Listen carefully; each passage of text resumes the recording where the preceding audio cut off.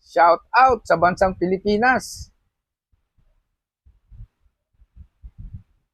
Isa na ngayong matatawag nating failed state ang Pilipinas, no? Sa dami ng kinakaharap natin problema, no? Nandiyan na yung number one na utang natin na mahigit 18 no? Na 19 trillion na, no? Pero sige pa ang utang. Sige pa ang utang ng gobyerno. Tapos sige benta pa ng mga properties ng gobyerno. Sabay puro transfer pa yung pera ng gobyerno. Palagay ko kahit sino maupo na susunod ng presidente, mahihirapan dito sa ginawa na to ni BBM na 6 years term niya. Mahihirapan na sila umangat. na, nauubo na ako sa hindi ko alam kung ano sasabihin ko.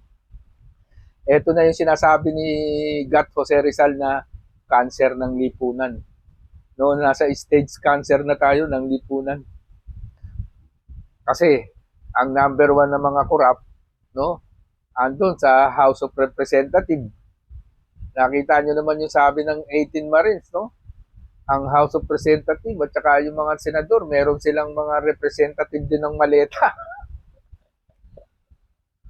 Paano titino yung natin kung yung tagagawa ng batas natin, sila yung mga number one na tumatanggap ng mali-maletang pera, no? Di umano, sabi ng ating mga brave soldiers, no? Mga ex-brave soldiers natin na ngayon sila pa yung ipinapako sa krus. Dahil dito pala sa Pilipinas, pag nagsasabi ka ng ng katotohanan, nagsisiwalat ka, no, nagiging whistleblower ka ng katotohanan. Ikaw yung makukulong. Ikaw yung sasampahan ng kaso. Kasi nga wala na saan ka pupunta para makakita ka ng fair na na hustisya sa DOJ. Sa sa Ombudsman, sa Congress, sa Senado.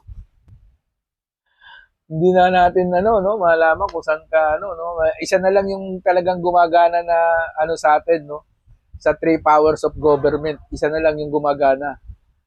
Buti nga gumagana pa yung ating Supreme Court, no?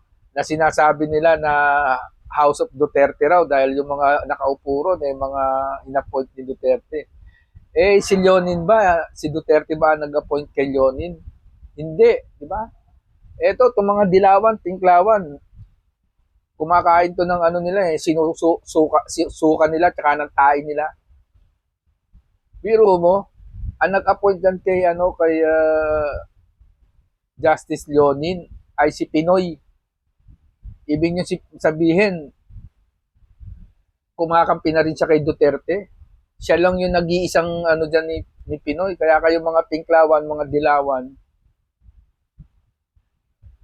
yan, kakampi nyo yan, si Leonin. Pero ngayon, sinasalungat nyo. Kinakampihan nyo na nga ngayon, yung dati yung isinisigaw na wag manalo si BBM. Dahil ang tatay kurap, ang anak kurap, tapos ang apo kurap. Pero ngayon, gusto nyo siya ang maging presidente ng panghabang buhay. Kaya, yung laban yung ganyan, wala lang ngayon yan, lusaw na. Nalusaw dahil sa kagagawan nyo. Wala na yung pinaglalaban. Itong dalawang Aquino, si Bam Aquino, tsaka itong isa, yung sa Tindig Pilipinas, yung apo ni Ninoy Aquino.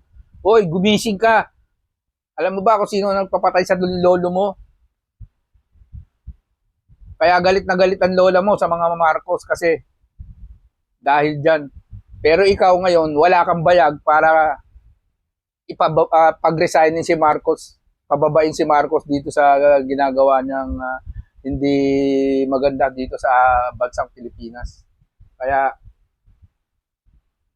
alisin nyo na yung Aquino. Hindi kayo karapat-dapat magkaroon ng Aquino na apelido. Kasi, yung lolo nyo, yung tito mo, Bam, si Ninoy, nagpakulong yun. nag-hunger strike, nag-hunger strike. Hindi kumain ng 40 days kaya nawalan siya ng lakas ng katawan. Kaya ipinadala sa US, bumalik sa US para lang magsilbi uli sa Pilipinas. Pero ano ginawa? Namatay siya, namatay siyang bayani. Pero kayo, ikaw Bam, at saka yung ano mo, ano yan, pamangkin mo o pinsan mo, si Tindig Pilipinas, si D. Inchik yung apelyido, hindi Pilipino. Huwag na kayong sisigaw ng laban, laban, laban. Wala kayong ipinaglalaban, kain tayo, suka kayo.